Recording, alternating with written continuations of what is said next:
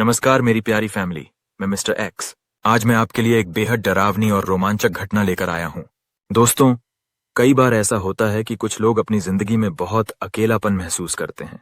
उनके घर वाले और आसपास के लोग इस बात को अच्छे से जानते समझते हैं, लेकिन वे ऐसे लोगों का साथ देने की बजाय उनका मजाक उड़ाते हैं।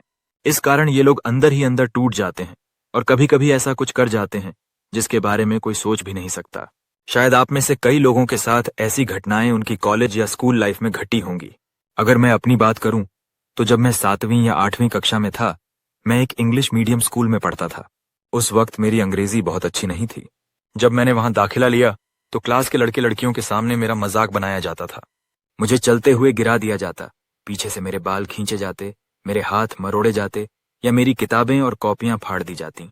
न जाने ऐसी कितनी परेशानियों का सामना मैंने किया। उस समय को याद करता हूं तो सिहर उठता हूं कि आखिर मैंने उस दौर में खुद को कैसे संभाला। मैं एक गांव का लड़का था और उस इंग्लिश मीडियम स्कूल में पढ़ना मेरे लिए बहुत मुश्किल था। वहां कुछ ऐसे दोस्त मिले जो मेरी हिंदी का मजाक उड़ाते थे। सोचिए, उस वक्त मेरे मन पर क्या बीती होगी। मैं ऐसी स्थिति का खुद शिकार रहा हूं। आज जो कहानी मेरे पास आई है वह कमलेश नाम के एक लड़के की है। कमलेश के साथ भी कॉलेज लाइफ में कुछ ऐसा ही हुआ। उसकी कहानी सुनकर मुझे अपनी आपबीती याद आ गई। मैंने आपको अपनी कहानी का एक छोटा सा हिस्सा बताया है। यह कहानी हमें कमलेश ने नहीं, बल्कि उसी कॉलेज में उसकी क्लास में पढ़ने वाले उन लड़कों ने भेजी है जिन्होंने उसे परेशान किया था। आज कमलेश उस कॉलेज में नहीं है, बल्कि उस शहर में भी नहीं है। उसके दोस्तों के अनुसार उसका प्लेसमेंट एक अच्छी आईटी कंपनी में हो चुका है और वह अब बेंगलुरु में रहता है। लेकिन कमलेश के साथ आखिर हुआ क्या था? यह पूरी घटना हमें उसी कॉलेज के उसके क्लासमेट्स ने बताई है। कमलेश ने अकेलेपन के कारण कुछ ऐसा किया जिससे उसे बुली करने वाले सभी लोगों का मुंह हमेशा हमेशा के लिए बंद हो गया। इसके लिए उन सभी को एक बहुत बड़ी कीमत भी चुकानी पड़ी। इससे पहले कि मैं कहानी शुरू करूं, जो भी साथी अभी तक हमारी फैमिली का हिस्सा नहीं बने हैं या पहली बार आए हैं, वे चैनल को सब्सक्राइब करके हमारी फैमिली का हिस्सा बन जाएं। हमारी पूरी फैमिली यहाँ ऐसी ही पैरानॉर्मल घटनाओं की बातें करती है। अगर आप ऐसी घटनाओं में रुचि रखते हैं तो जरूर हमसे जुड़ें। चलिए अब कहानी शुरू करते हैं। चेहरे पर अजीब सी मुस्कान लिए विपुल ने कहा, नवीन, वो देख, वो आ गया। विपुल की बात सुनकर नवीन का ध्यान भी उसोर गया। विपुल और नवीन गाजियाबाद के एक कॉलेज में इंजीनियरिंग के छात्र थे। दोनों निहायत शरारती और बदमाश किस्म के लड़के थे। वे अपने से कमजोर लोगों को नीचा दिखाने में मजा लेते थे। उसी कॉलेज की उनकी क्लास में एक लड़का पढ़ता था, कमलेश। विपुल और नवीन कमलेश को बहुत चिढ़ाते और उसका मजाक उड़ाते थे। ऐसा नहीं कि कमलेश ने कभी उनका जवाब नहीं दिया। एक बार जब कमलेश ने पलटकर जवाब दिया तो उन लोगों ने उसे कॉलेज के बाहर बुलाकर बहुत पीटा और बुरी तरह बुली किया। जब कमलेश ने कॉलेज प्रशासन से इसकी शिकायत की तो उन्होंने साफ मना कर दिया, क्योंकि यह घटना कॉलेज कैंपस के बाहर हुई थी। कॉलेज प्रशासन ने कोई जिम्मेदारी नहीं ली।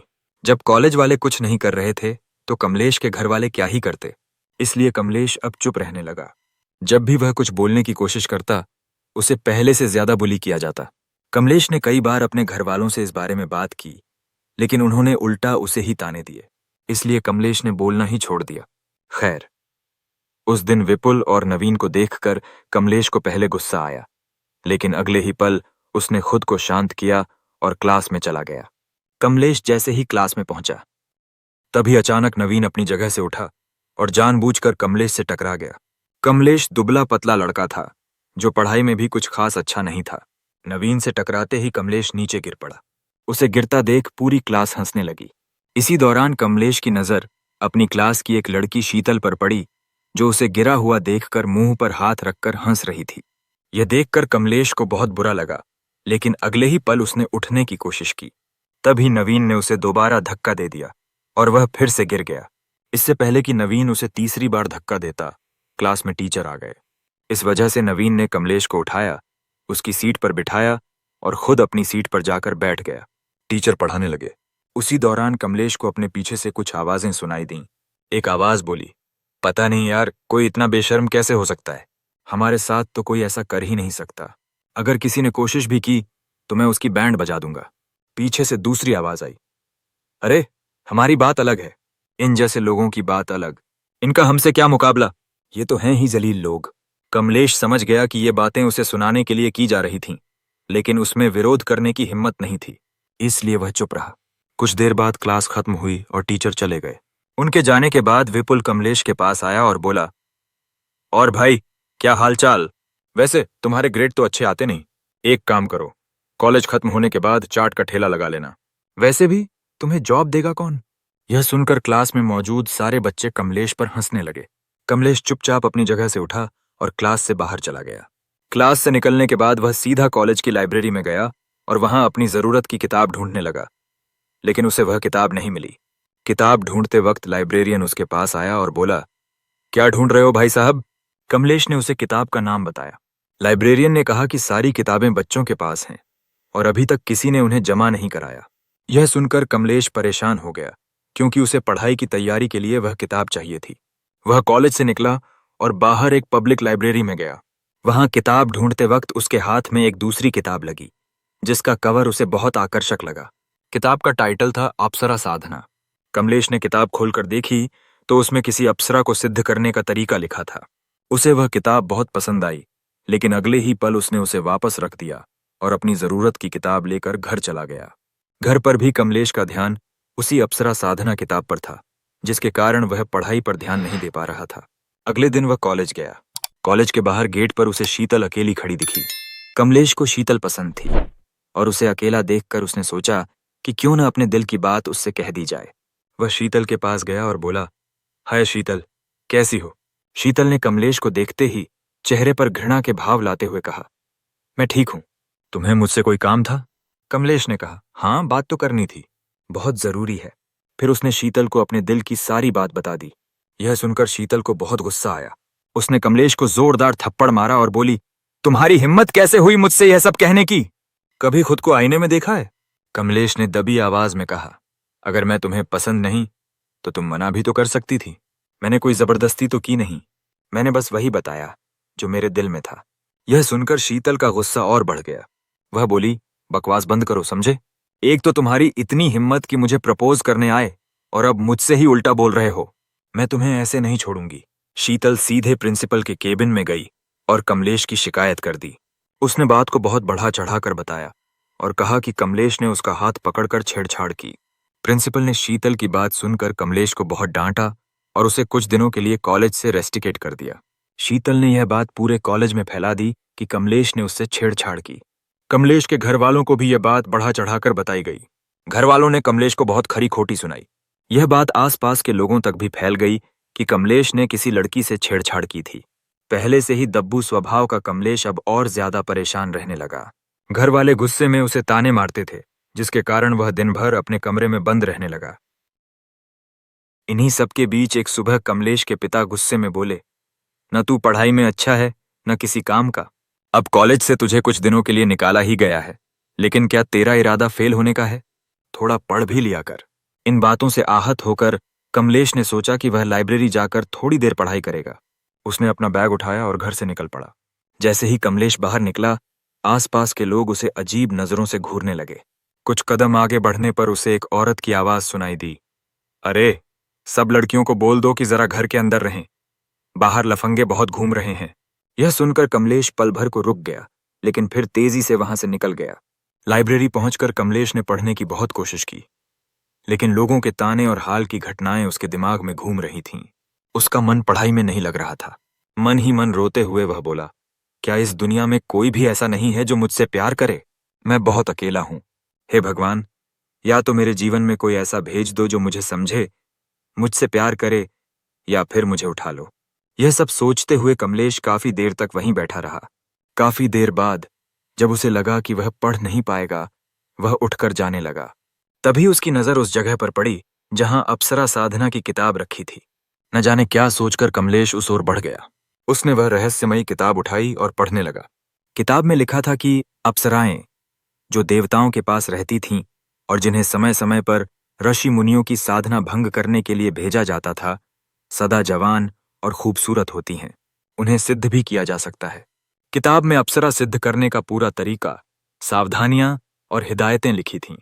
यह भी बताया गया था कि साधना के दौरान कोई भी गलती साधक के लिए बहुत खतरनाक हो सकती है, लेकिन अगर अप्सरा सिद्ध हो जाए तो वह आजीवन साधक के साथ रहेगी और उससे प्यार करेगी। यह पढ़कर कमलेश की आंखों में चमक आ गई। उसने सोचा, परेशान तो मैं वैसे भी हूं, अगर साधना पूरी कर ली तो मुझे हमेशा प्यार करने वाला साथी मिलेगा, और अगर कुछ गड़बड़ हुई तो अब मैं कौन सा सुखी हूं। यही सोचकर उसने अप्सरा साधना की किताब उठाई और घर ले आया। घर पहुंचकर उसने पूरी रात किताब पढ़ी और उसमें दी गई सामग्री की सूची बनाकर चीजें जुटानी शुरू की। पूर्णिमा की रात नजदीक थी और किताब के अनुसार पूर्णिमा की रात से साधना शुरू करना शुभ माना जाता था। कमलेश ने सारी सामग्री इकट्ठा की और पूर्णिमा की रात को साधना शुरू की। सबके सोने के बाद उसने नहाकर साफ कपड़े पहने, एक चौकी पर गुलाबी कपड़ा बिछाया और किताब में लिखे अजीब मंत्रों का उच्चारण शुरू किया। वह इतने ध्यान से मंत्र जप रहा था कि उसे पता ही नहीं चला कि कब साधना पूरी हो गई। उस रात साधना के बाद कमलेश सो गया। अजीब बात यह थी कि साधना के बाद कमलेश अपने आप को तरोताजा महसूस कर रहा था। अगले दिन वह नाश्ता करके लाइब्रेरी जाने लगा। रास्ते में हमेशा की तरह लोगों ने उसे ताने मारे, लेकिन इस बार कमलेश ने उन पर ध्यान नहीं दिया। लाइब्रेरी में उसने पूरी एकाग्रता से पढ़ाई की और फिर घर लौट आया। रात को सबके सोने के बाद उसने फिर से साधना शुरू की। यह सिलसिला लगभग 27 दिनों तक चला। इस दौरान कमलेश ने कॉलेज जाना फिर से शुरू कर दिया था। कॉलेज में सब कुछ वैसा ही था, बल्कि अब तो लोग शीतल की वजह से उसे और चिढ़ाने लगे थे। लेकिन कमलेश का मन अब काफी शांत हो चुका था। वह किसी की बात पर प्रतिक्रिया नहीं देता था। 7वें दिन साधना पूरी करने के बाद जब कमलेश सोने जा रहा था, तभी उसे अपनी बांह पर किसी का स्पर्श महसूस हुआ। वह घबरा गया और जल्दी से लाइट जलाई। लाइट जलाते ही वह हैरान रह गया। उसके बिस्तर के पास एक खूबसूरत लड़की खड़ी थी जो सोने के गहनों से सजी थी। उसने सफेद लहंगा चोली और पारदर्शी चुन्नी पहनी थी, जिससे उसकी कमर साफ दिख रही थी। कमलेश ने हैरानी से पूछा, आप कौन हैं? मेरे घर में क्या कर रही हैं? लड़की ने मधुर आवाज में मुस्कुराते हुए कहा, अरे, आपने ही तो मुझे बुलाया है, भूल गए? कितने दिनों से आप मुझे साधने की कोशिश कर रहे हैं? कमलेश ने हैरानी से कहा, आप अप्सरा हैं? लड़की बोली, जी, मैं अप्सरा हूं। मेरा नाम नयनी है। यह सुनकर कमलेश अपने आप को संभाल नहीं पाया। इतने दिनों से वह सबके व्यवहार से टूट चुका था। वह रोते हुए नयनी की गोद में सिर रखकर बोला, आप इतनी देर से क्यों आईं? मैं बहुत परेशान था। अब आप मुझे छोड़कर तो नहीं जाएंगी ना? नयनी ने ना में सिर हिलाया। कमलेश ने नयनी का हाथ थामकर उसी तरह सो गया। अगले दिन सुबह देर तक वह कॉलेज जाने को तैयार नहीं हुआ। बाहर से आ रहे शोर के कारण नयनी ने पूछा, कमलेश, तुम पढ़ने क्यों नहीं जा रहे, जबकि तुम्हारी तबीयत भी ठीक है? कमलेश बोला, मैं कॉलेज नहीं जाऊंगा। मेरे जाने के बाद तुम मुझे छोड़कर चली जाओगी। मैं तुम्हें जाने नहीं दूंगा। यह सुनकर नयनी मुस्कुराई और बोली, ऐसा कुछ नहीं होगा। जब तक तुम मुझे जाने को नहीं कहोगे, मैं नहीं जाऊंगी। और अगर फिर भी तुम्हें डर लगता है तो एक काम करते हैं, मैं तुम्हारे साथ चलती हूं। कमलेश ने पहले तो हाँ कहा, लेकिन फिर बोला, अगर किसी ने तुम्हें देख लिया तो? नयनी ने जवाब दिया, तुम्हारे अलावा मुझे कोई देख या सुन नहीं सकता। निश्चिंत रहो। यह सुनकर कमलेश ने राहत की सांस ली और कॉलेज के लिए तैयार होकर नयनी के साथ निकल पड़ा। आज नयनी के साथ होने से कमलेश बहुत खुश था। नयनी पूरे रास्ते उससे बात करती रही। कॉलेज पहुंचने पर जब कुछ लोग उसका मजाक उड़ाने की कोशिश कर रहे थे, कमलेश ने उनकी बातों का कोई जवाब नहीं दिया। उसे इतना खुश देखकर नवीन को गुस्सा आ रहा था। उधर, शीतल ने तेज आवाज में कहा, देखो तो, आजकल के लोगों को बिल्कुल शर्म नहीं बची। इतना कुछ करने के बाद भी ऐसे अकड़कर चलते हैं। कोई शरीफ इंसान होता तो अब तक चुल्लू भर पानी में डूब मरता। यह सुनकर नयनी को बहुत गुस्सा आया। उसने गौर किया कि यहाँ के लोग कमलेश को बहुत परेशान करते हैं, लेकिन कमलेश चुपचाप सब कुछ सह रहा है। उसने कमलेश से पूछा, तुम इतना सब क्यों सह रहे हो? कमलेश ने कहा, क्या बताऊं नयनी, मैंने कई बार इनके खिलाफ बोलने की कोशिश की, लेकिन ये सब मिलकर मेरे खिलाफ हो जाते हैं। इसलिए मैंने अब बोलना छोड़ दिया। बस जैसे तैसे पढ़ाई पूरी करके यहां से निकल जाऊं, फिर मुझे इनका मुंह नहीं देखना पड़ेगा। नयनी चुप रही, लेकिन वह अपने साधक को इस तरह परेशान होते नहीं देख सकती थी। उसने इन सबको सबक सिखाने की ठान ली। तभी विपुल ने कमलेश को तंग करने के लिए पेन का ढक्कन उसके सिर पर मारने की कोशिश की, लेकिन उसी वक्त क्लास में टीचर आ गए और नयनी ने अपनी शक्तियों से ढक्कन की दिशा बदलकर टीचर की ओर कर दी। टीचर ने विपुल को यह करते देख लिया। गुस्से में बोले, विपुल, ये क्या बदतमीजी है? विपुल घबरा गया और बोला, सर, वो आपके लिए नहीं था। टीचर ने कहा, मेरे लिए नहीं था तो किसे परेशान कर रहे थे?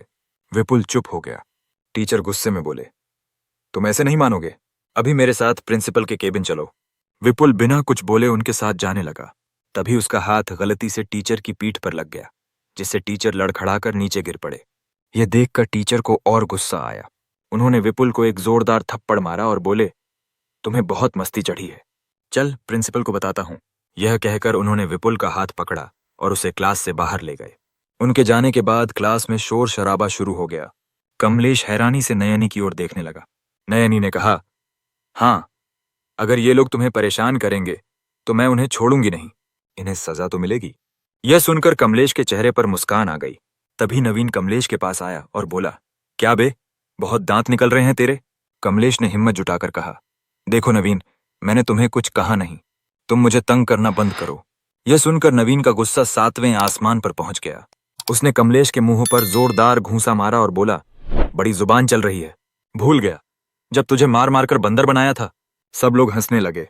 नवीन ने गुस्से में कमलेश को लात मारनी शुरू की। कमलेश बचने की कोशिश कर रहा था, लेकिन बच नहीं पा रहा था। कोई भी उसे बचाने आगे नहीं आया। नयनी यह सब देख रही थी और उसे बहुत गुस्सा आ रहा था। तभी एक लड़का बोला, अरे नवीन, सर आ गए। यह सुनकर नवीन ने कमलेश को उठाया और धमकाया, मुंह बंद रख, समझा, वरना कॉलेज के बाहर तेरे हाथ पैर तोड़ दूंगा।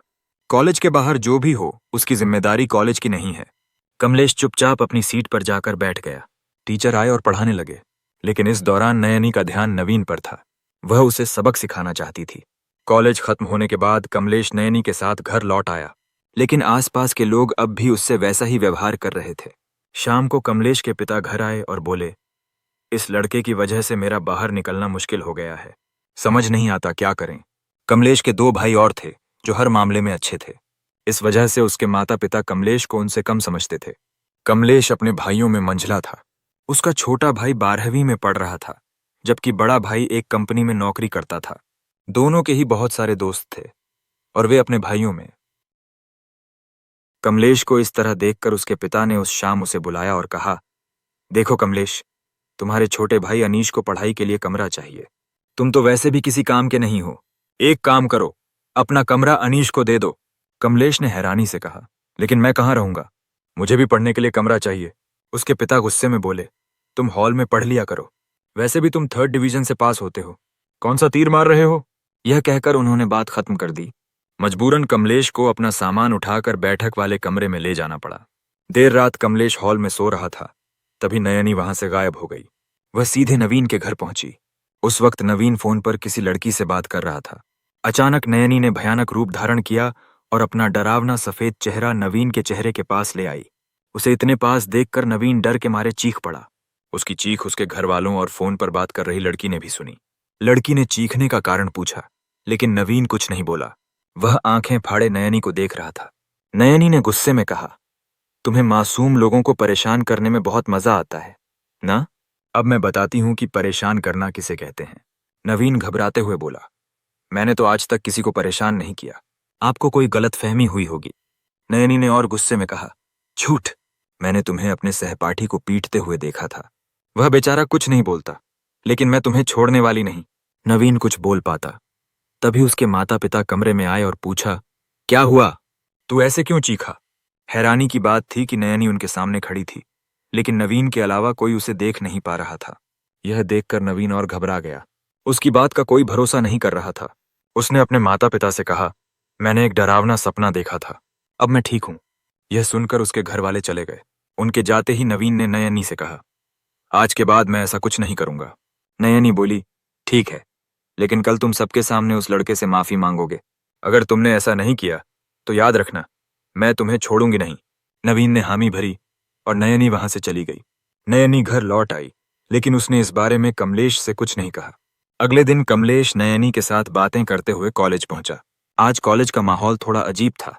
कमलेश कैंपस में घुसा ही था कि नवीन उसके पास आया और बोला, मुझे माफ कर दो कमलेश, मैंने तुम्हारे साथ बहुत गलत किया, आज के बाद मैं ऐसा नहीं करूंगा। कमलेश का मुंह आश्चर्य से खुला रह गया। उसे यकीन नहीं हो रहा था कि नवीन उससे माफी मांग रहा है। बाकी बच्चे भी हैरानी से यह देख रहे थे। तभी शीतल वहां आई और बोली, अरे नवीन, इस जैसे घटिया इंसान से माफी क्यों मांग रहे हो? नवीन गुस्से में बोला, घटिया यह नहीं, तुम हो। तुम्हें किसी की सच्ची मोहब्बत दिखती नहीं, समझ जाओ, वरना आगे चलकर बहुत पछताओगी। और जिस लड़के के साथ तुम मॉडर्न बनने के चक्कर में घूमती हो, क्या वह तुम्हारे लिए सही है? यह सुनकर शीतल को गुस्सा आया और वह वहां से चली गई।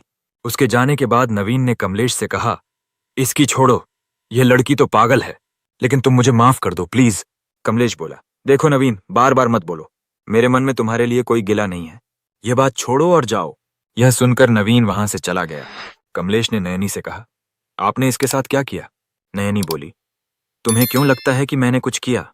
नयनी बोली, तुम मुझे छोड़कर जा भी नहीं सकते। एक बार जो मेरी साधना कर लेता है वह सदा के लिए मेरा हो जाता है। अगर तुमने मुझे छोड़ने की कोशिश की तो याद रखना, मैं तुम्हारा जीवन खराब कर दूंगी। कमलेश ने कुछ नहीं कहा, लेकिन उसका इरादा नयनी के साथ हमेशा रहने का था। नयनी ही थी जो उसे समझती थी और हमेशा उसका साथ देती थी। अब कमलेश को कोई ज्यादा परेशान नहीं कर रहा था। इस वजह से वह बहुत खुश था और पढ़ाई में भी मन लगाकर अच्छा प्रदर्शन कर रहा था। लेकिन घर जाने के बाद कमलेश के घर वालों और आसपास के लोगों का रुखा व्यवहार उसे अब भी परेशान कर रहा था। घर पहुंचकर कमलेश हॉल में बैठकर पढ़ने लगा। तभी आसपास की कुछ औरतें वहां आईं और उसकी मां से बातें करने लगीं। चूंकि वह बैठक का कमरा था, वे सभी वहीं बैठकर बातें कर रही थीं, जिससे कमलेश पढ़ नहीं पा रहा था। उसने अपनी मां से इस बारे में कहा तो मां भड़क गईं और बोली, तू ऐसा बोल रहा है जैसे क्लास में टॉप करता है। हर बार तू 3rd डिवीजन से पास होता है, इस बार भी ऐसा ही होगा। हमारे सामने नाटक मत कर, थोड़ी देर नहीं पढ़ेगा तो कहीं फेल नहीं हो जाएगा।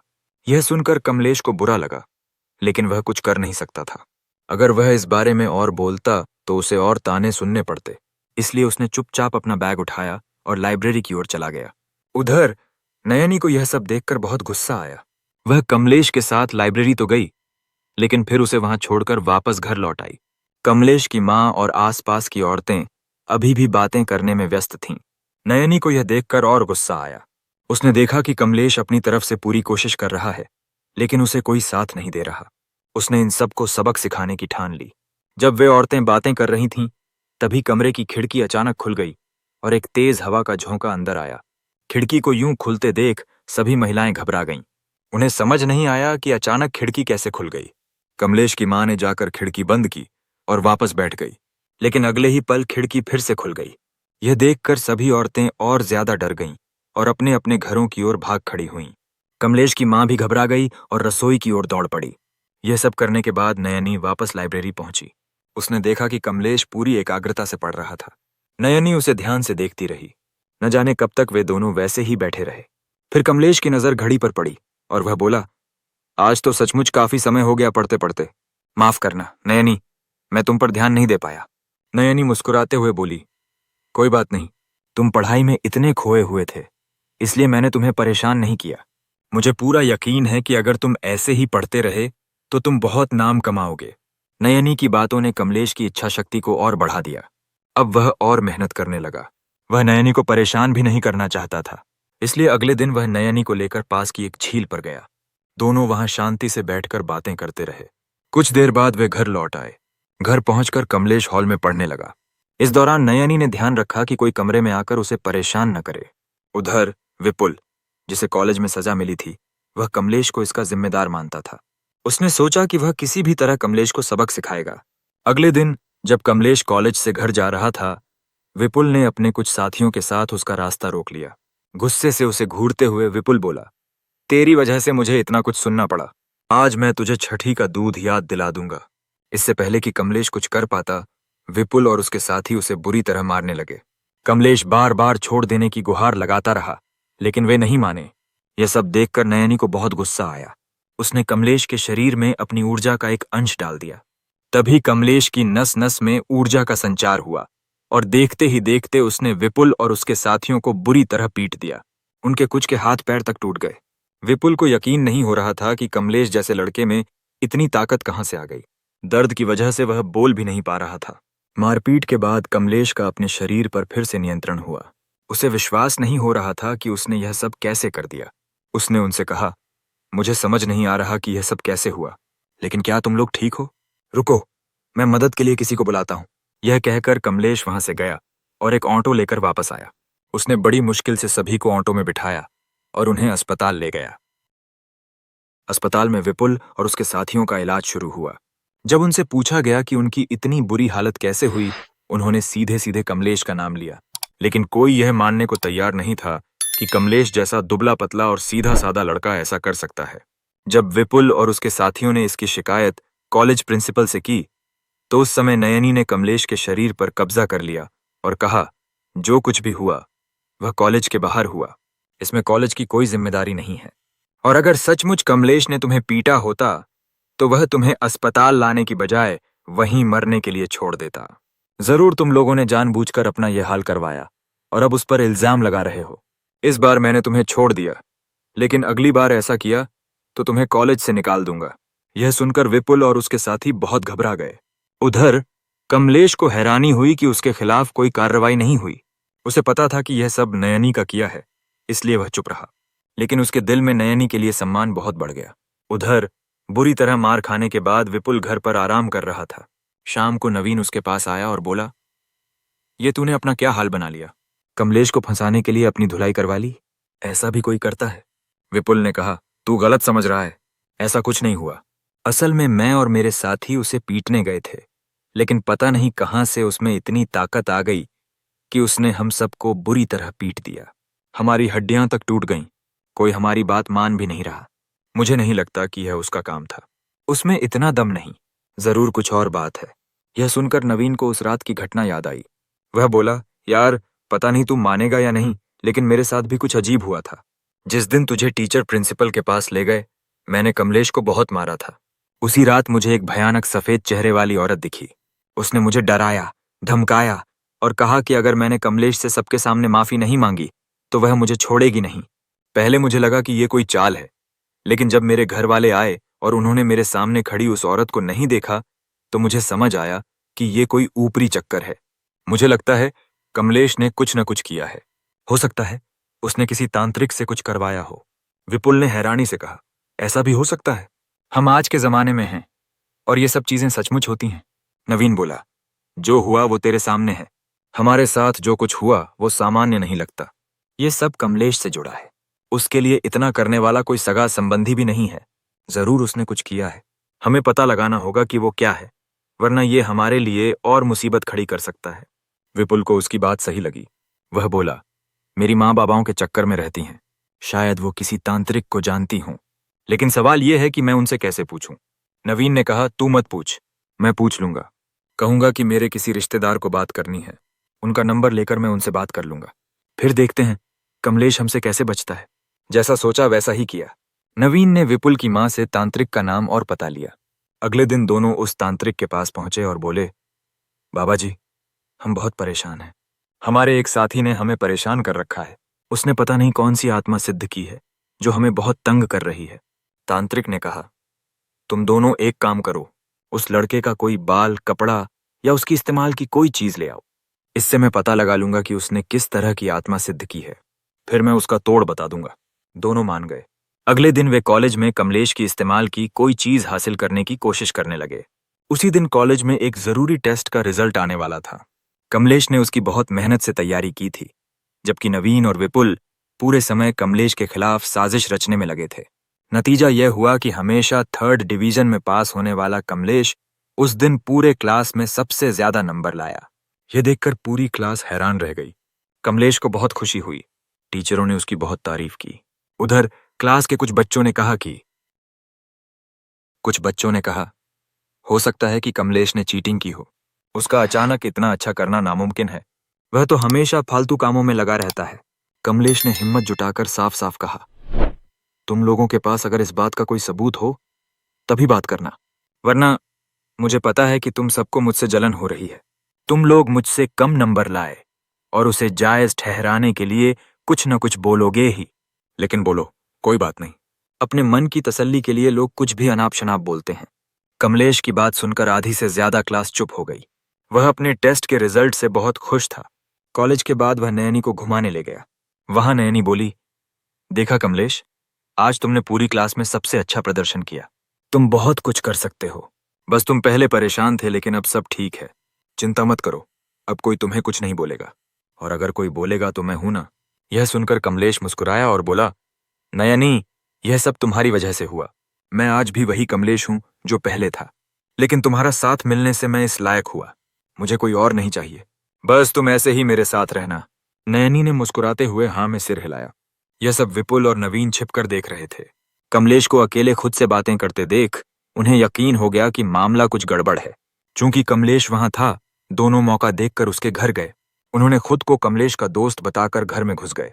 कमलेश की माँ उनसे कमलेश की शिकायतें करने लगीं। बोलीं, कमलेश ढंग से पढ़ाई नहीं करता, ना कोई काम सीखता है। इस वजह से हमें बहुत परेशानी होती है। आसपास के लोग भी उसकी वजह से ताने मारते हैं। जो उसने कॉलेज में किया, उससे हमारा सिर शर्म से झुक गया। तुम लोग उसके दोस्त हो, उसे समझाओ। वह हमारी बात तो मानता नहीं। विपुल और नवीन, जो पहले से कमलेश से नाराज थे, ने आग में घी डालने का काम किया। उन्होंने कमलेश की मां के कान भरे। आंटी, कमलेश चीटिंग करके पास हो रहा है। अगर यही चलता रहा तो उसे कॉलेज से हमेशा के लिए निकाल दिया जाएगा। उसे समझाइए। यह सुनकर कमलेश की मां और घबरा गईं। उन्होंने कमलेश के लिए कुछ करने का सोचा। तभी नवीन की नजर वहां पड़े सामान पर गई। उसने पूछा, आंटी, ये सामान किसका है? मां ने बताया, ये सब कमलेश का है। वह आजकल यहीं रहता है, क्योंकि पढ़ता तो है नहीं, इसलिए उसका कमरा उसके छोटे भाई को दे दिया। यह सुनकर दोनों की आंखों में चमक आ गई। नवीन ने पानी का गिलास मांगा। जब कमलेश की मां किचन में पानी लाने गईं, दोनों ने कंघी से कमलेश के बाल निकाले और उसकी एक टी शर्ट उठाकर अपने पास रख ली। पानी पीकर और कमलेश की मां को उसके खिलाफ और भड़काकर वे वहां से चले गए। जब कमलेश घर लौटा तो उसकी मां उससे झगड़ने लगी। कमलेश को हैरानी हुई। उसने पूछा, मां, मेरे बारे में ये सब किसने कहा? मां बोली, तेरे दोस्त आए थे। उन्होंने बताया कि तू चीटिंग करता है। अब तेरे पिताजी आएंगे, वो तेरी अक्ल ठिकाने लगाएंगे। यह सुनकर कमलेश बहुत घबरा गया। उधर विपुल और नवीन कमलेश की टी शर्ट और बाल लेकर तांत्रिक के पास गए। तांत्रिक ने टी शर्ट पर भूत चढ़ाकर कुछ मंत्र पढ़े और पवित्र जल डाला। कुछ देर बाद हैरानी से दोनों की ओर देखकर बोला, ये कपड़ा किस लड़के का है? विपुल बोला, उसी लड़के का, जिसने किसी आत्मा से हमें परेशान किया। लेकिन क्या हुआ? आप ऐसे चौंके क्यों? तांत्रिक ने कहा, इस लड़के ने कोई साधारण आत्मा नहीं, बल्कि एक अप्सरा सिद्ध की है। नवीन ने हैरानी से कहा, अप्सरा? बाबा, ये मजाक कर रहे हैं? ऐसा भी होता है। तांत्रिक ने उसे एक थप्पड़ मारा और बोला, बेवकूफ, मैं क्यों मजाक करूंगा? तुम लोग उस लड़के से जितना हो सके दूर रहो। अगर तुमने उसे और छेड़ा तो वह अप्सरा तुम्हें और नुकसान पहुंचाएगी। विपुल बोला, लेकिन बाबा, हम तो उसे कुछ बोलते नहीं। वो ही हमारे पीछे पड़ा है। कुछ कीजिए, वरना वो हमें मरवा देगा। तांत्रिक ने कहा, देखो, उस लड़के के ऊपर अप्सरा का हाथ है, इसलिए तुम उसे कुछ नहीं कर सकते। लेकिन हाँ, एक काम हो सकता है। किसी तरह उस अप्सरा को कमलेश को छोड़ने के लिए मजबूर करना होगा। ऐसा तभी हो सकता है जब अप्सरा उसे किसी दूसरी लड़की के साथ देख ले या साधक खुद उसे मना कर दे। लेकिन इसमें खतरा है, वह अप्सरा साधक की जान भी ले सकती है। यह सुनकर नवीन का माथा ठनका।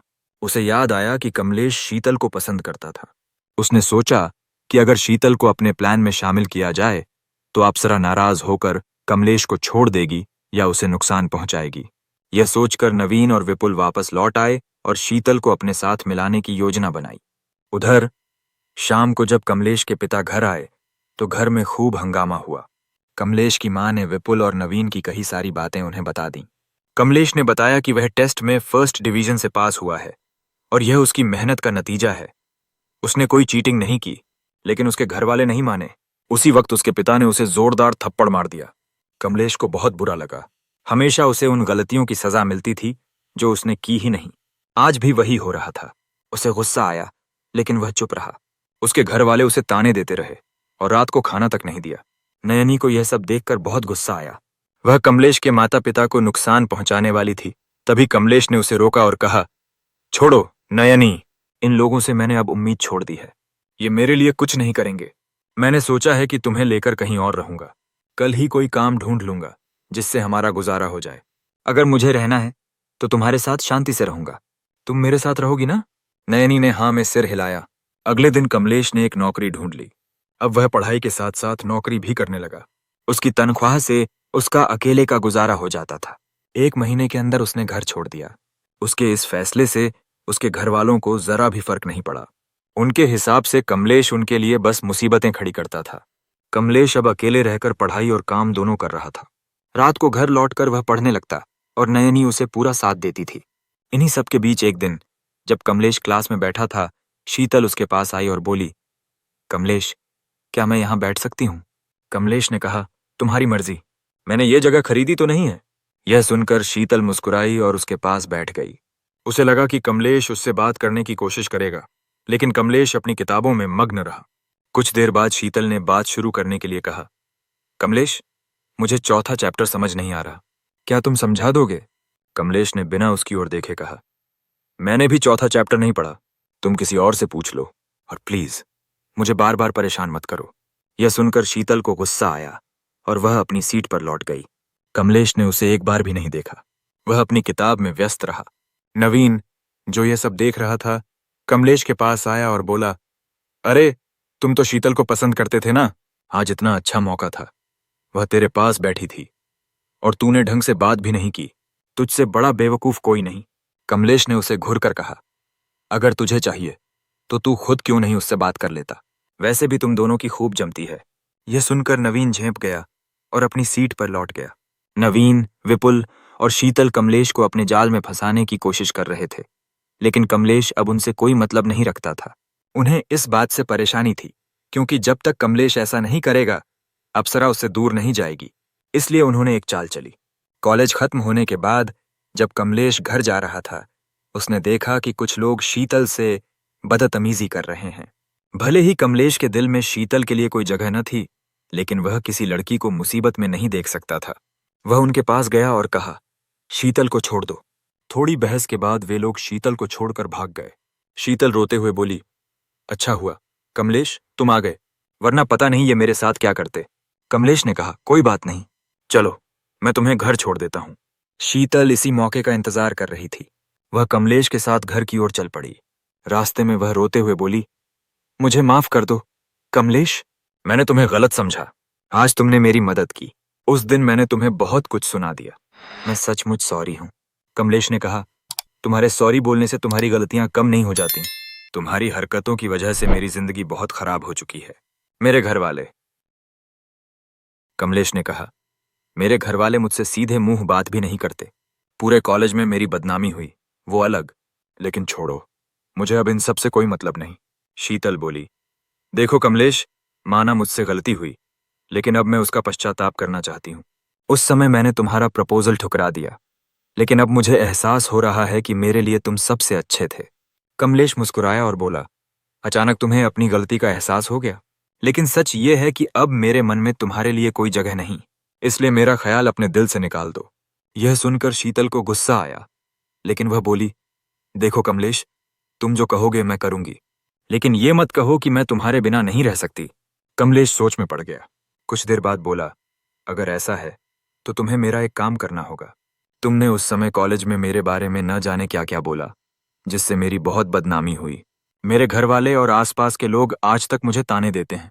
तुम्हें कॉलेज प्रिंसिपल और मेरे घर वालों के पास जाकर बताना होगा कि तुमने झूठ बोला था, क्योंकि तुम्हें मुझसे दिक्कत थी। बताओ, मंजूर है? शीतल के चेहरे पर हवाइयां उड़ने लगीं। वह नवीन और विपुल की बातों में आकर ये सब कर रही थी। अगर वह सच बोल देती तो लोग उसके बारे में न जाने क्या सोचते। वह सोच में पड़ गई। कमलेश ने दोबारा कहा, कोई जल्दबाजी नहीं, अच्छे से सोच लो। वैसे यहां से तुम्हें रिक्शा मिल जाएगा, तुम घर चली जाओ, मुझे भी काम पर जाने में देर हो रही है। यह कहकर कमलेश वहां से चला गया। शीतल सोच में डूब गई। उसने जाकर नवीन और विपुल को सब बताया और बोली, उसके पास अप्सरा हो या न हो, मुझे फर्क नहीं पड़ता। वह अपने आप को समझता क्या है? मुझे इतना लंबा चौड़ा ज्ञान दिया, अगर मैं तुम लोगों की बात न सुनती तो उसे अच्छे से सबक सिखाती। नवीन बोला, अरे तुम भी पागल हो। उसकी चाल उसी पर उल्टी कर सकती थी। तुम उसे धमकी देती कि अगर उसने तुम्हारी बात नहीं मानी तो तुम कॉलेज में फिर शिकायत कर दोगी, लेकिन तुमसे इतना भी नहीं हुआ। जाओ, हम खुद देख लेंगे कि क्या करना है, तुमसे कुछ नहीं होगा। यह सुनकर शीतल गुस्से में घर चली गई। रात को वह अपने कमरे में मोबाइल चला रही थी, तभी उसके चेहरे के ठीक ऊपर एक भयानक सफेद चेहरा आया जो मुस्कुराते हुए उसे देख रहा था। शीतल डर के मारे चीखने लगी। उसकी आवाज सुनकर उसके माता पिता कमरे में आए और पूछा, क्या हुआ, तुम चीखी क्यों? शीतल कुछ न बोली। वह डर से आंखें फाड़े अपने माता पिता को देख रही थी। वह भयानक आकृति उनके ठीक पीछे खड़ी थी। नयनी ने दोहरी आवाज में कहा, अगर तूने किसी को कुछ बताया तो मैं तेरे माँ बाप को मार डालूंगी। शीतल और घबरा गई। उसने कहा, मैंने एक डरावना सपना देखा। यह सुनकर उसके माता पिता चले गए। उनके जाते ही नयनी शीतल के पास आई और बोली, तुम मुझे कमलेश से अलग करना चाहती थी ना? शीतल घबराते हुए बोली, मेरा ऐसा कोई इरादा नहीं था, मैं तो नवीन और विपुल की बातों में आ गई थी। मुझे माफ कर दो। नयनी ने मुस्कुराते हुए कहा। तुम्हें पता है इसका अंजाम कितना भयानक हो सकता था। अगर मेरा साधक मेरे साथ धोखा करता है तो मैं गुस्से में उसकी जान तक ले सकती हूं। तुम लोगों को ये बात पता थी, फिर भी तुम कमलेश की जान लेना चाहते थे। क्यों? शीतल बोली, ऐसा नहीं है। मुझे बताया गया था कि अगर मैं ऐसा करती हूं तो आप उसे छोड़कर चली जाएंगी और कमलेश फिर अकेला हो जाएगा। यह सुनकर नयनी के चेहरे पर गुस्सा आ गया। वह बोली, कमलेश ने तुम्हारा क्या बिगाड़ा जो तुम हमेशा उसके पीछे पड़े रहते हो? उसने कभी तुम्हारे साथ गलत नहीं किया। आज भी जब उसने देखा कि तुम मुसीबत में हो, उसने तुम्हारी मदद की। भले ही यह सब नाटक था, लेकिन उसका इरादा तो नेक था। अगर तुम सचमुच मुसीबत में होती तो भी वह यही करता। तुम लोग चिकने घड़े हो चुके हो, तुम्हें समझाने का कोई फायदा नहीं। लेकिन अब मैं ये भी सुनिश्चित करूंगी कि कोई कमलेश को नुकसान न पहुंचाए। इसके लिए मैं किसी भी हद तक जा सकती हूँ। शीतल डर से कांपते हुए बोली, मुझे माफ कर दीजिए। मैं आज के बाद ऐसा नहीं करूंगी। मैं सबसे माफी मांग लूंगी और सच बता दूंगी। लेकिन प्लीज मेरे साथ कुछ मत कीजिए। नयनी ने उसकी एक न सुनी। अगले ही पल उसके मुंह से सफेद धुआं निकला और शीतल के नाक मुंह से होता हुआ उसके शरीर में समा गया। शीतल खांसने लगी।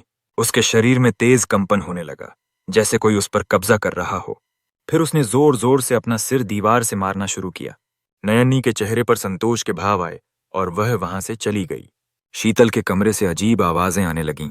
उसके माता पिता फिर से कमरे में आए। शीतल के माता पिता अपनी बेटी को पागलों की तरह दीवारों से सिर मारते देख बहुत घबरा गए। उन्होंने उसे रोकने की कोशिश की, लेकिन शीतल रुक नहीं रही थी। बड़ी मुश्किल से वे उसे पकड़कर बांध पाए, लेकिन वह फिर भी खुद को नुकसान पहुंचाने की कोशिश कर रही थी। वे दौड़कर डॉक्टर को बुला लाए। डॉक्टर ने शीतल की हालत देखी तो उसे यह सामान्य नहीं लगा। उसने शीतल को शांत करने के लिए इंजेक्शन दिया, जिससे वह बेहोश हो गई। डॉक्टर ने कहा, आपकी बेटी को शायद किसी चीज का दौरा पड़ा है। यह कोई सामान्य केस नहीं। आपको इसे किसी मनोचिकित्सक को दिखाना होगा। अभी इसका इलाज हो सकता है, लेकिन देर होने पर हालत और खराब हो सकती है। यह सुनकर शीतल के माता पिता बहुत परेशान हो गए। वे अपनी बेटी को इस हाल में नहीं देख सकते थे। अगले दिन वे उसे मनोचिकित्सक के पास ले गए। शीतल का खुद को नुकसान पहुंचाने का सिलसिला जारी था। किसी तरह उसे काबू किया गया। डॉक्टर के पास पहुंचने पर शीतल ने डॉक्टर को भी नुकसान पहुंचाने की कोशिश की, लेकिन डॉक्टर ने उसे नींद का इंजेक्शन देकर सुला दिया। डॉक्टर ने कहा, आपकी बेटी की हालत बहुत खराब है, इसे यहां भर्ती करना होगा। शीतल के पिता ने पूछा, कितने समय तक इसे यहां रखना पड़ेगा? डॉक्टर ने जवाब दिया, कुछ कह नहीं सकते। उसकी दिमागी हालत बहुत खराब है। कम से कम 1 महीना तो मानकर चलिए। शीतल के माता पिता और परेशान हो गए। उनकी बेटी कल तक ठीक थी और अचानक उसे यह क्या हो गया? शीतल की मां को लगा कि यह कोई ऊपरी चक्कर है। उन्होंने अपने पति से इस बारे में बात की। उन्हें भी यह बात सही लगी। उन्होंने दोस्तों और रिश्तेदारों से बात करके एक तांत्रिक का पता लगाया। कुछ दिनों बाद उन्हें एक तांत्रिक का पता मिल गया। वे शीतल की जन्म कुंडली लेकर उसके पास पहुंचे और सारी बात बताई। तांत्रिक ने कुछ मंत्र पढ़े, आंखें बंद कीं और फिर बोला, आपकी बेटी पर एक खतरनाक साया है। उसने उसके दिमाग पर कब्जा कर लिया है, जिसकी वजह से यह सब हो रहा है। शीतल के पिता ने पूछा, कैसा साया और यह किसने किया? तांत्रिक बोला, आपकी बेटी ने किसी के साथ गलत करने की कोशिश की थी। उसी का फल उसे भोगना पड़ रहा है। लेकिन चिंता न करें, कुछ समय बाद वह ठीक हो जाएगी। पिता ने कहा, क्या वह अभी ठीक नहीं हो सकती? वह पागलों की तरह बर्ताव कर रही है। तांत्रिक ने जवाब दिया, जितना कष्ट उसने उस निर्दोष इंसान को दिया, उतना उसे भोगना होगा। मैं इसमें आपकी मदद नहीं कर सकता। ये कोई साधारण चीज नहीं जिसका उतारा किया जाए। ये एक ऊपरी शक्ति है जो तब तक नहीं जाएगी जब तक उसकी इच्छा न हो। आप एक काम कर सकते हैं, उस निर्दोष इंसान के पास जाकर माफी मांग लें। अगर वह माफ कर दे तो ये समस्या हल हो सकती है। इंसान अपनी औलाद के लिए कुछ भी करता है। शीतल के माता पिता ने भी यही किया। उन्हें नहीं पता था कि शीतल ने किसे परेशान किया, लेकिन उन्हें उस शख्स को ढूंढना था।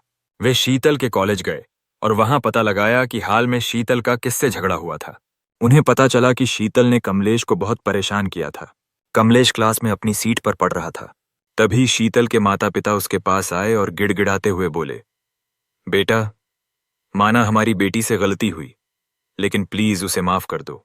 कमलेश ने हैरानी से कहा, आप लोग कौन हैं और मुझसे ऐसे माफी क्यों मांग रहे हैं? मैं तो आपको जानता भी नहीं। शीतल की मां बोली, मैं शीतल की मां हूं। उसने तुम्हें बहुत परेशान किया। उससे गलती हो गई। वह नादान है।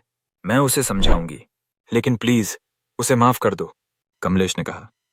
आंटी, मेरे मन में उसके लिए कोई गुस्सा नहीं है, आप उसकी चिंता न करें, लेकिन बार बार माफी मांगना बंद करें। आप बड़े हैं, आपको यह शोभा नहीं देता। यह सुनकर शीतल के माता पिता को तसल्ली हुई कि कमलेश ने शीतल को माफ कर दिया। उन्हें उम्मीद थी कि अब उनकी बेटी ठीक हो जाएगी। कॉलेज से लौटते समय कमलेश ने नयनी से पूछा, तुमने शीतल के साथ कुछ किया ना? तभी उसके माँ बाप मुझसे माफी मांगने आए। नयनी चुप रही। उसकी खामोशी से कमलेश को अपने सवाल का जवाब मिल गया। वह नयनी का हाथ पकड़कर कमलेश ने नयनी का हाथ पकड़कर कहा, नयनी, मुझे बहुत खुशी है कि तुम मेरे साथ हो।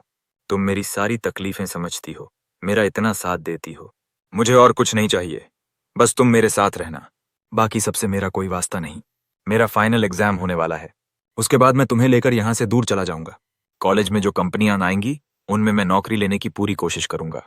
फिर हम दोनों यहां से चले जाएंगे और ये लोग यहीं रह जाएंगे। मैं चाहता हूं कि तुम शीतल को ठीक कर दो। करोगी ना? नयनी उसकी बात टाल ना सकी। उसने आंखें बंद की और कुछ देर बाद खोलकर बोली, मैं तुम्हारी बात नहीं टाल सकती। वो लड़की अब पूरी तरह ठीक है। इसके बाद शीतल सामान्य हो गई। डॉक्टर ने उसका चेकअप किया और उसे छुट्टी दे दी, लेकिन कुछ दवाइयां खाने की सलाह दी। शीतल घर लौट आई। चूंकि फाइनल एग्जाम नजदीक था, वह दोबारा कॉलेज जाने लगी, लेकिन सभी को पता चल गया था कि उसे पागलपन के दौरे पड़े थे। इस वजह से लोग उससे दूरी बनाने लगे। शीतल, जो कॉलेज की सबसे पॉपुलर लड़कियों में से थी, अब अकेली हो गई थी। जब भी वह किसी से बात करने की कोशिश करती, लोग बहाना बनाकर चले जाते। यह सब शीतल के लिए बहुत दुखदाई था। उसे लगने लगा कि यह सब कमलेश ने जानबूझकर करवाया। उसे नहीं पता था कि कमलेश की वजह से ही वह ठीक हुई थी। वह किसी भी तरह कमलेश से बदला लेना चाहती थी। शीतल ने प्रिंसिपल के सामने कमलेश के खिलाफ झूठी शिकायत की। चूंकि उसने पहले भी कमलेश के खिलाफ शिकायत की थी, प्रिंसिपल को लगा कि शायद वह सच बोल रही है। उन्होंने कमलेश को बुलाकर खूब डांटा। शीतल को यह देखकर खुशी हुई, लेकिन जब प्रिंसिपल ने कमलेश को कॉलेज से नहीं निकाला तो उसे गुस्सा आया। उसने प्रिंसिपल से कहा, सर, इसने मेरे साथ ऐसा किया और आपने इसे सिर्फ चेतावनी देकर छोड़ दिया। आपको इसे कॉलेज से निकालना चाहिए। आज यह मेरे साथ ऐसा कर रहा है, न जाने बाद में कितनी लड़कियों के साथ करेगा। इनसे अभी निकालिए। प्रिंसिपल बोले, शीतल, तुम्हारे पास कोई ठोस सबूत नहीं है कि कमलेश ने ऐसा किया। फिर भी तुम्हारी बात पर हमने उसे चेतावनी दी है, लेकिन उसे निकाल नहीं सकते। उसके भी जीवन का सवाल है। अब तुम जा सकती हो, और हाँ, हो सके तो कमलेश से थोड़ा दूर रहो। इतनी लड़कियों में से किसी ने उसके खिलाफ कुछ नहीं कहा, लेकिन तुम जरूर बोलती हो। प्रिंसिपल की डांट खाकर शीतल लौट आई। वह अब किसी भी तरह कमलेश से बदला लेना चाहती थी। उसने नवीन और विपुल से कहा, मुझे कमलेश से बदला लेना है, चाहे कुछ भी करना पड़े। तुम्हारे उस बाबा का पता दो, मैं कमलेश पर प्रेत छुड़वाऊंगी। फिर देखती हूं ये कैसे आगे बढ़ता है। मैंने पागल खाने में समय काटा तो ये भी काटेगा। देखूंगी कौन सी अप्सरा इसकी मदद करती है। नवीन और विपुल यही चाहते थे। उन्होंने तांत्रिक का पता दे दिया। शीतल तांत्रिक के पास गई और झूठ बोला कि कोई उसे परेशान कर रहा है। वह चाहती थी कि तांत्रिक कोई प्रेत छोड़े ताकि वह कमलेश को नुकसान न पहुंचा सके और उलझा रहे। तांत्रिक ने उसकी मदद की और 2 दिन में एक पोटली तैयार करके दी। उसने कहा, इस पोटली को उस लड़के के बैग में डाल दो, लेकिन ध्यान रखना पोटली खुली होनी चाहिए। शीतल ने वैसा ही किया। उसने पोटली नवीन को दी और सारी बात बताई। अब नवीन की जिम्मेदारी थी कि वह पोटली कमलेश के बैग में डाले। अगले दिन जब कमलेश कॉलेज आया और बैग रखकर बाथरूम गया, नवीन ने मौका देखकर पोटली उसके बैग में डाल दी और अपनी सीट पर लौट गया। कमलेश इन सब से अनजान पड़ता रहा। कॉलेज खत्म होने के बाद जब वह घर जाने लगा, उसे उसका शरीर भारी भारी लगने लगा। नयनी ने पूछा, कमलेश, तुम ठीक हो? कमलेश को कुछ ठीक नहीं लग रहा था। उसने सारी बात बताई। नयनी को कुछ गड़बड़ लगी। तभी कमलेश के बैग से 2 काले साए निकले और उसकी ओर बढ़ने लगे। नयनी ने बिजली की फुर्ती से हाथ बढ़ाया और दोनों सायों को पकड़ लिया। वे उसके हाथों में तड़पने लगे। नयनी ने कहा, बताओ, तुम्हें किसने कमलेश के पीछे लगाया? मुझे पता है, लेकिन तुम्हारे मुंह से सुनना चाहती हूं। सायों ने तड़पते हुए सारी बात बता दी। नयनी को बहुत गुस्सा आया। वह बोली, कमलेश, तुम देख रहे हो ना, मैंने इन्हें अभी नुकसान नहीं पहुंचाया, लेकिन ये जानबूझकर ऐसा कर रहे हैं। अगर ये ऐसा ही करते रहे तो मैं इन्हें नुकसान पहुंचाऊंगी। मैं किसी अनहोनी का इंतजार नहीं करूंगी। कमलेश कुछ न बोल सका। उसके पूरे शरीर में तेज दर्द हो रहा था। वह खड़ा भी नहीं हो पा रहा था। नयनी को बहुत गुस्सा आया। उसने उन प्रेतों से कहा, तुम खतरनाक प्रेत हो, एक युवक और एक युवती। अभी के अभी जाओ और जिसने तुम्हें भेजा उसे परेशान करो। उसे इतना तंग करना कि वह दोबारा किसी को परेशान करने लायक न रहे, लेकिन हाँ, उसकी मौत नहीं होनी चाहिए। यह कहकर नयनी ने उन्हें आजाद कर दिया। फिर उसने कमलेश को देखा। उसका शरीर बुरी तरह तप रहा था। उसे तेज बुखार था। प्रेत ने उसके शरीर पर कब्जा करने की कोशिश की थी, जिससे यह हुआ। कमलेश कमजोर था और ऐसे में प्रेतों का संपर्क उसके लिए खतरनाक था। उसकी जान भी जा सकती थी। नयनी कमलेश को घर ले गई। उधर दोनों प्रेत शीतल के पास पहुंचे। इससे पहले कि शीतल कुछ समझ पाती, एक प्रेत ने उसके शरीर पर कब्जा कर लिया। शीतल सब समझ रही थी लेकिन कुछ कर नहीं पा रही थी। उसका अपने शरीर पर नियंत्रण खत्म हो चुका था। वह रोते हुए बार बार कह रही थी, मुझे माफ कर दो, मैं दोबारा ऐसा नहीं करूंगी। लेकिन प्रेत नहीं माने और उसे घर से दूर जंगल की ओर ले गए। दूसरे प्रेत ने नवीन के शरीर पर कब्जा कर लिया और उसे भी जंगल में ले आया। वहां दोनों प्रेतों ने शीतल और नवीन के शरीर को बुरी तरह नोचना शुरू कर दिया। उधर नयनी कमलेश को घर ले आई। उसे तेज बुखार था। जैसे ही नयनी उसे बिस्तर पर लिटाकर पानी लाने गई, कमलेश ने उसका हाथ पकड़कर रोका और बोला, प्लीज मुझे छोड़कर मत जाओ। नयनी, मुझे डर लग रहा है कि मुझे कुछ हो जाएगा। चाहे जो हो, मैं मरते वक्त तुम्हारे साथ रहना चाहता हूं। नयनी उसके पास बैठ गई और उसका सिर सहलाती रही। पूरी रात कमलेश बुखार में तड़पता रहा, लेकिन सुबह तक नयनी ने उसे ठीक कर दिया। सुबह कमलेश अच्छे से तैयार होकर कॉलेज जाने लगा। उसने नयनी से पूछा, मैं आज कैसा लग रहा हूं? नयनी बोली, मेरी नजर में तुम हमेशा अच्छे लगते हो, लेकिन आज ये क्यों पूछ रहे हो? कोई खास बात? कमलेश बोला, हाँ, आज कॉलेज में कई कंपनियों के लोग आएंगे। अगर सब ठीक रहा तो मुझे किसी में नौकरी मिल जाएगी। फिर मैं तुम्हें रानी की तरह रखूंगा, तुम्हारी पसंद की हर चीज दिलाऊंगा। नयनी मुस्कुराई और दोनों कॉलेज पहुंच गए। उस दिन शीतल कॉलेज नहीं आई, लेकिन कमलेश को इससे कोई फर्क नहीं पड़ा। सभी बच्चे तैयार होकर आए थे। तभी विपुल ने कमलेश को देखकर कहा, यार, कमलेश जैसे ढीले लोगों का क्या होगा? ये चीटिंग से पास तो हो जाते हैं, लेकिन जॉब चीटिंग से थोड़ी मिलती है। यह सुनकर सब कमलेश की ओर देखकर हंसने लगे, लेकिन कमलेश शांत रहा। वह किसी की बात का जवाब नहीं देना चाहता था। कुछ देर बाद एक एक करके सभी इंटरव्यू के लिए कमरे में गए और बाहर आए। हर पल के साथ कमलेश की धड़कन बढ़ रही थी। नयनी ने उसे हौसला दिया। फिर कमलेश की बारी आई।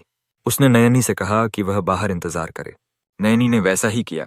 कुछ देर बाद कमलेश लटके चेहरे के साथ बाहर आया। उसे देखकर क्लास के बच्चों के चेहरों पर मुस्कान आ गई। नयनी उसके पास आई और बोली, कोई बात नहीं कमलेश, कहीं और पास हो जाओगे। कमलेश के चेहरे पर मुस्कान आ गई। वह बोला, इस कंपनी में मुझे 15 लाख के पैकेज पर जॉब मिल गई है। यह सुनकर सबके मुंह खुले रह गए। कमलेश बिना किसी की ओर देखे वहां से चला गया। उस दिन सभी के मुंह पर ताला लग गया। नौकरी पाकर कमलेश बहुत खुश था। उसने पहले से इसकी तैयारी कर रखी थी। कमलेश की इस उपलब्धि की बात कॉलेज में आग की तरह फैल गई। टीचरों की जुबान पर सिर्फ कमलेश का नाम था। सब कह रहे थे, लड़का हो तो ऐसा।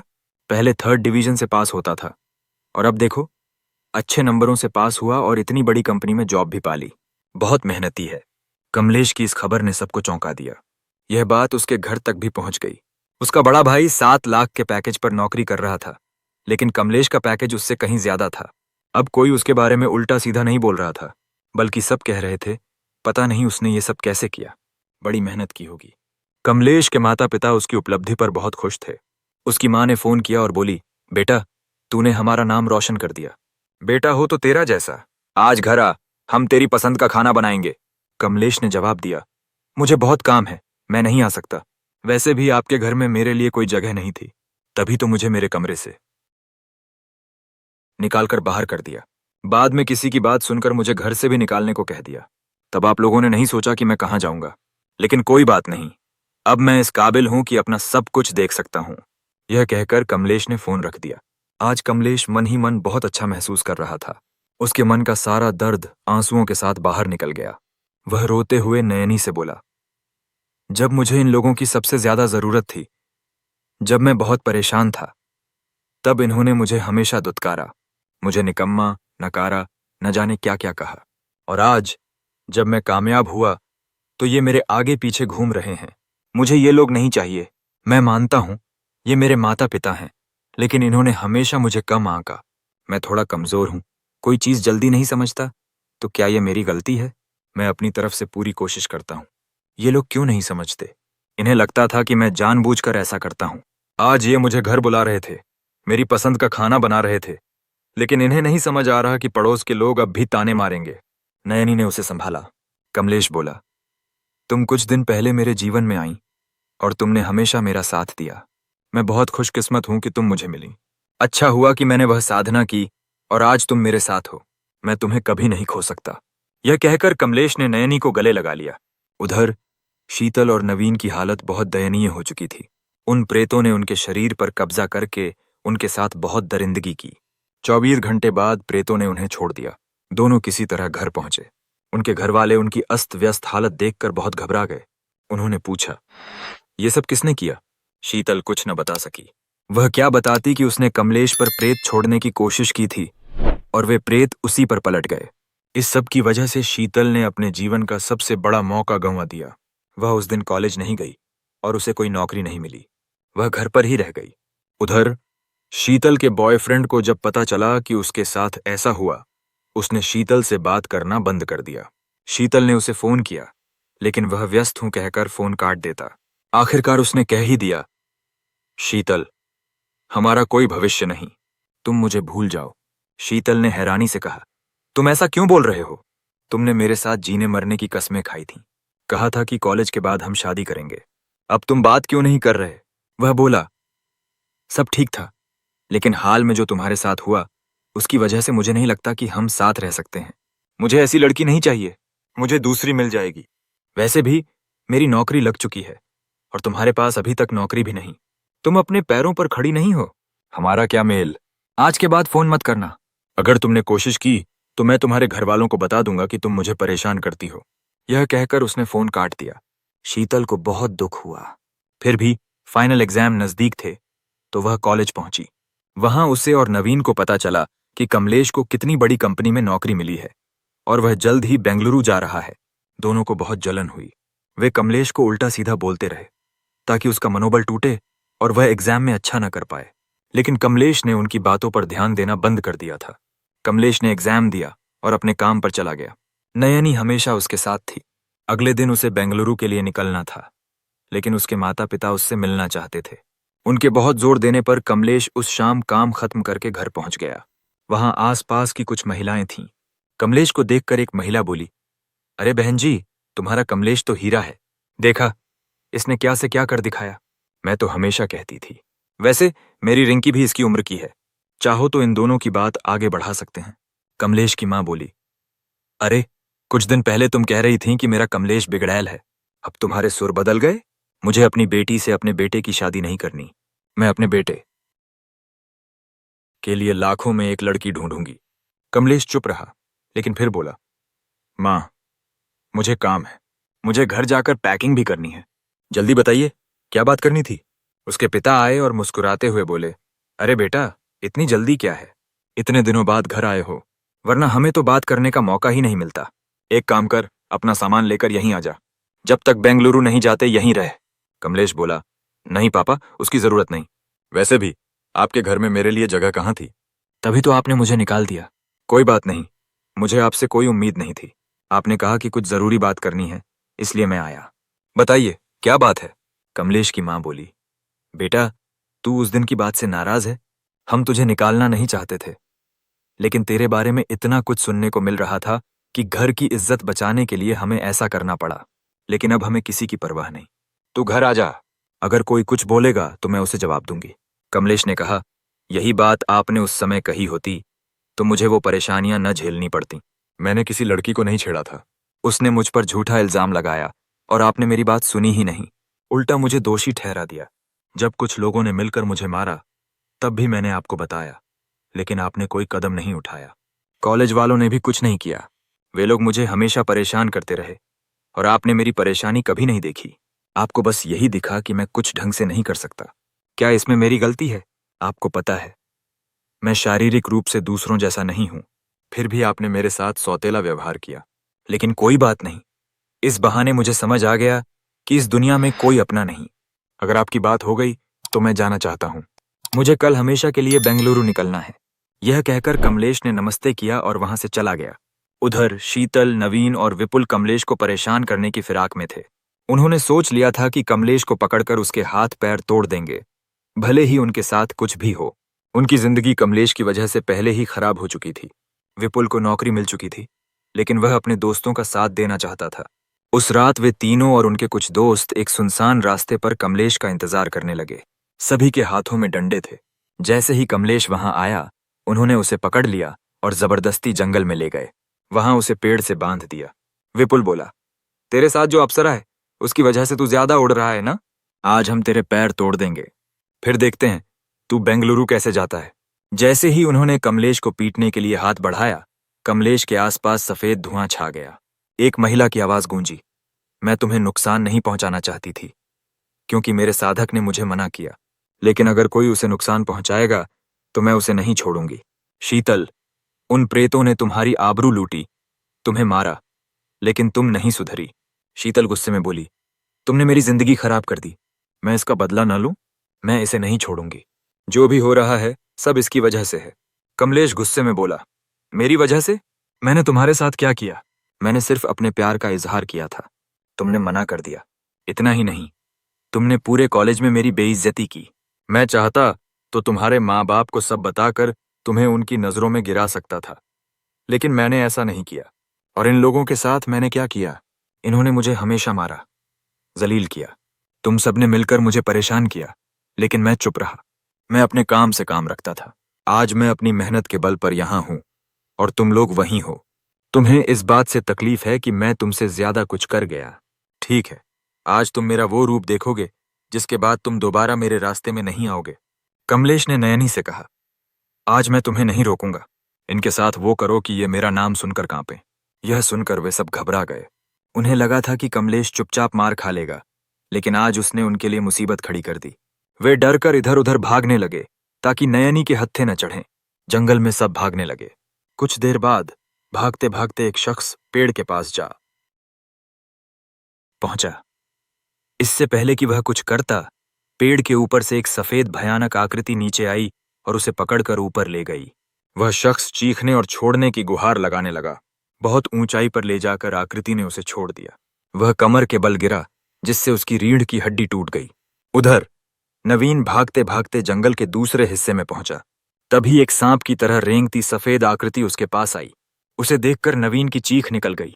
उसने खुद को संभालते हुए पास के पेड़ पर चढ़ना शुरू किया। घबराहट में वह काफी ऊंचाई तक चढ़ गया, लेकिन अचानक उसका संतुलन बिगड़ा और वह नीचे गिर गया। जहां वह गिरा वहां एक पत्थर था। उसका सिर उससे टकराया और वह बेहोश हो गया। उनके दो साथी भाग रहे थे। तभी एक सफेद साया उनके सामने आ खड़ा हुआ। उसे देखकर वे घबरा गए और बोले, हमसे गलती हो गई, हमें माफ कर दो। इन लोगों ने झूठ बोला कि कमलेश ने इन्हें परेशान किया, इसलिए हम उसे पीटने आए। अगर हमें पता होता कि कमलेश की कोई गलती नहीं तो हम यहां ना आते। साया बोला, तुम कमलेश के साथ कॉलेज में पढ़ते हो, तुम्हें पता है कि उसके साथ कैसा व्यवहार होता है, फिर भी तुम इन तीनों का साथ देते हो। तुम्हें नहीं पता कि इस बार कमलेश की कोई गलती नहीं? अगर मैं तुम्हें छोड़ दूं तो तुम फिर उसके पीछे पड़ोगे। मैं ये नहीं होने दूंगी। यह कहकर साये ने उन्हें हवा में ऊपर उठाया और एक झटके में नीचे गिरा दिया। उनकी कई हड्डियां टूट गईं। यह सब देखकर शीतल और विपुल बहुत घबरा गए। भागते हुए विपुल गुस्से में बोला, मैं तो सब भूलने को तैयार था, लेकिन तू नहीं मानी। तेरी वजह से हम इस मुसीबत में फंसे। शीतल ने गुस्से में जवाब दिया, ज्यादा बकवास मत कर। तुम भी बराबर के साथी थे। तुम मुझे रोक सकते थे या आज साथ आने से मना कर सकते थे, लेकिन तुम भी कमलेश से बदला लेना चाहते थे। विपुल बोला, अब बहस का फायदा नहीं, देखो कैसे बचा जाए। ये लोग हमें छोड़ने के मूड में नहीं हैं। किसी तरह यहां से भाग जाएं तो बच सकते हैं। वे दोनों बिना बहस किए भागने लगे। कुछ देर बाद उन्हें एक रोशनी दिखी। शीतल मुस्कुराते हुए बोली, मेन रोड आ गया, अब हम बच जाएंगे। इतना कहते ही किसी ने शीतल का पैर पकड़कर उसे गिरा दिया। वह पेट के बल घिसटते हुए पीछे की ओर जाने लगी। शीतल चीख रही थी, लेकिन विपुल उसकी मदद के लिए नहीं रुका। वह तेजी से मेन रोड तक पहुंचा। तभी एक तेज रफ्तार पुलिस गाड़ी ने उसे टक्कर मार दी और वह पीछे गिर गया। पुलिस को देखकर विपुल की आंखों में चमक आई। वह बोला, सर, हमें बचा लीजिए, वरना वो हमें मार डालेगी। पुलिस वाले ने पूछा, कौन मार डालेगी?